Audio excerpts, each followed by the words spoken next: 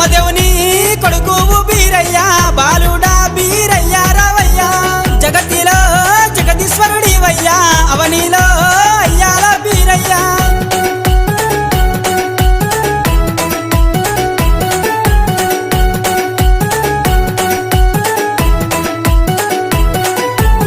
పుట్టింది బ్రాహ్మణుల ఇండ్లల్లా పెరిగింది కాబోళ్ళ ఇండ్లల్లా సుక్కలకు సక్కదనము బీరయ్యా సూరమ్మకు మా